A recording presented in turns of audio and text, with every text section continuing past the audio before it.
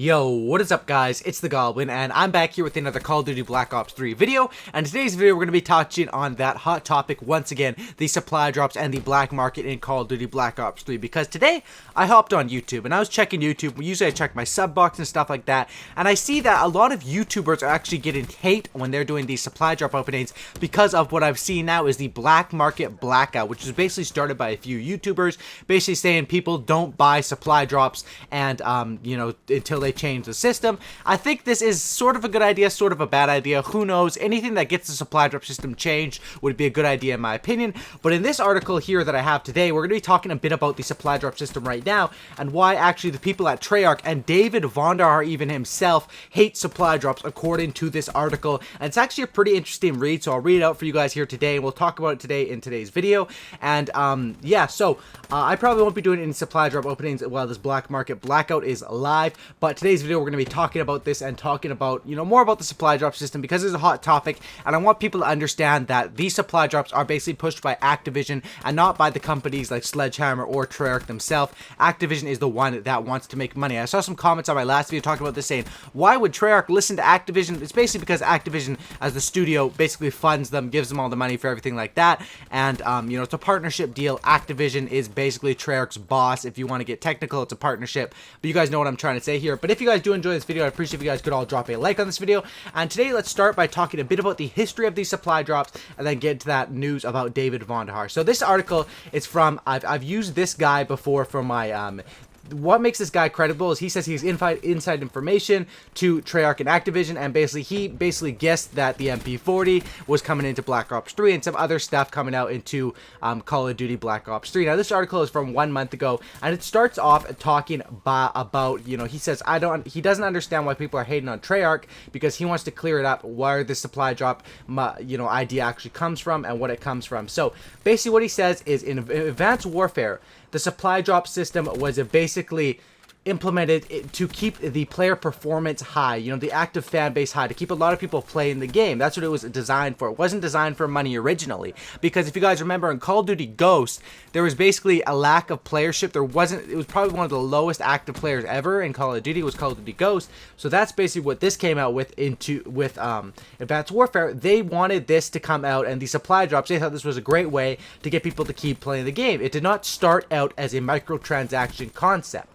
Then basically they came around, Activision, started talking about the CSGO cases, compared them to supply drops, asking Sledgehammer what they could do with this, and that's why they came up with the microtransaction idea and the ability to make money with Advanced Warfare. Now the thing is, if they were taking this from CSGO and stuff like that, it's interesting how they didn't have the marketplace and how they didn't make it similar to CSGO, how the supply drop system in Advanced Warfare, which if we think about it, Advanced Warfare was truly pay to win. Like compared to Black Ops 3, Black Ops 3 is nothing compared to Advanced Warfare, and that's basically what came out, and that's basically why they put in, Activision forced Sledgehammer. I don't know if Sledgehammer was on board with this, but to put this into their game.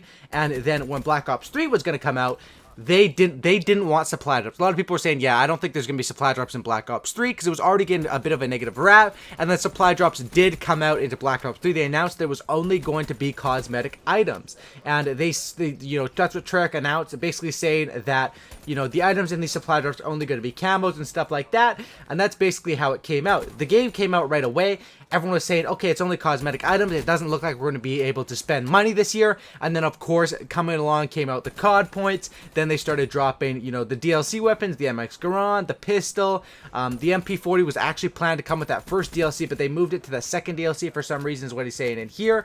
And then, basically, they came out with all these melee weapons and basically making it, going back on their word that it was going to be cosmetic items only. These things came out. Now, what he says here is that there's no reason to attack the people at Treyarch, and especially like David Vonderhaar. David Vonderhaar is basically like a punch bag for, Call of Duty, and, he does have a say in a lot of the patches and stuff like that. But basically, what we have here is actually very interesting. He's saying that, contrary to popular belief, the people making these games aren't some rich assholes prying off your pretty penny. These people aren't bringing home anything special from work except a good solid salary, which is true. David Vonderhaar most likely doesn't make anything off of the supply drop system unless he's getting some sort of a bonus, but most likely that doesn't affect him. That just affects, the overall income from the game at Activision. None of the supply drop money is going into the employees' pockets at all. It's all going back into Activision's bank as far as he's aware. Potentially higher ups at Treyarch are making some money off of these, but those are the ones supporting the ideas anyway. So of course, it's sort of a split decision. You know, some people at Treyarch,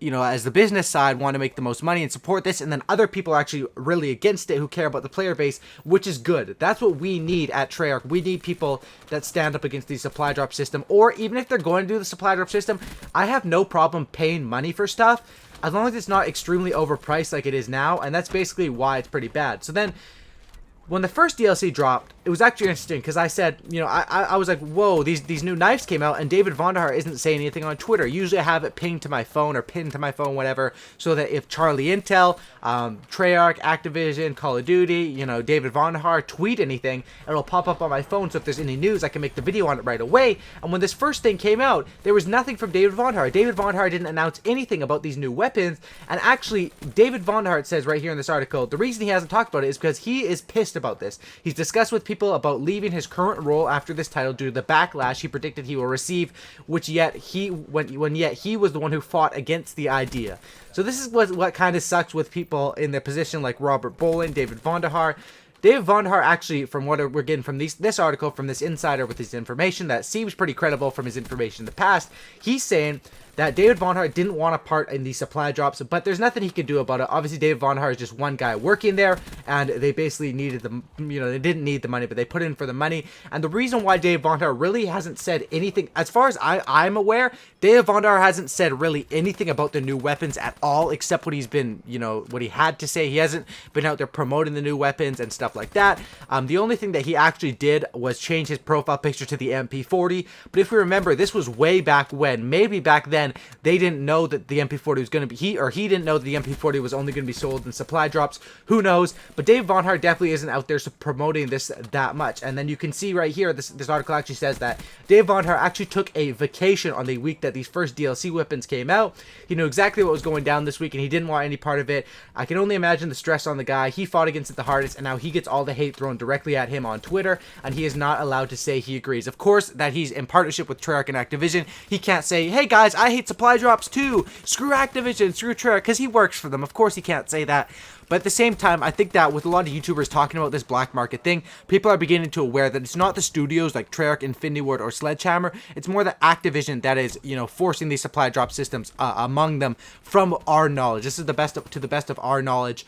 And then the rest of this article just talks about the future of supply drops with the weapon skins and stuff like that, which a new specialist, which I talked about in another video on my channel. So basically, what I want to say is the black market blackout, I don't know if that's going to work to change these supply drop systems. I think that Activision is already, you know, or not Activision, or whoever is in charge of this stuff, Activision and Treyarch together, are already working on something to fix the supply drop system. Because the thing is, like, some people get it misunderstood. People don't mind spending money or people actually enjoy spending money for a product that they love. If the game came out with these weapon skins, like where the MP5, the Kuda looked like the MP5, the KN-44 looked like the AK-47, they had these skins, they had things that, you know, made your character look cooler, made your guns look cooler, new iron sights, little stuff like that that weren't just straight up weapons that you had to gamble for.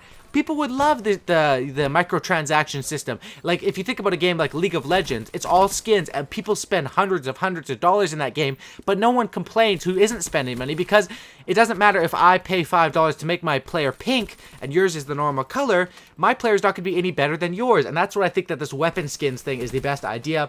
I know this is another video talking about these supply drops, but I thought this was really interesting info about David Vonderhaar, because me personally, I was interested, you know, why wasn't David Vonderhaar promoting this stuff? And I guess we got the answer in today's video here. It seems like it's Activision, and it seems like, from what I can tell, the next Call of Duty is probably going to have supply drops as well, pushed by Activision. I think that the right way to do this is to still have supply drops, but have it so you can buy the gun straight up or something like that, you know. Make the community happy while making money. That is the best way. You know, we don't want to kill the Call of Duty franchise. Call of Duty is doing better than ever right now, and this is probably about the only concern with the Call of Duty. You know, Black Ops 3 is the most active players ever in a Call of Duty right now, and the only little concern is the supply drops. I mean, it's not really a little concern. I guess you'd say it's a big concern, because it is basically, you know, you have to gamble for the weapons. And I think, from my, in my opinion, they are going to be coming out with something. Most likely the arms dealer, which guarantees you a weapon. They're going to put that out for one weekend and then probably take it away just to stop people's complaining and stop the black market blackout. But it's a really interesting thing. Let me know what you guys think in the comment section down below. If you guys made it to the end of this video, comment David down in the comment section down below for some David Vonderhaar. And if you guys could drop a like on this thing, that would be really awesome. If you guys made it to the end of the video, I think I deserved your like. If we get 2,000 likes, that would be awesome. And kind of an interesting topic here today. Thank you guys for watching. Drop a like on this thing, subscribe for a cookie, and don't looky. And I'm out. Peace.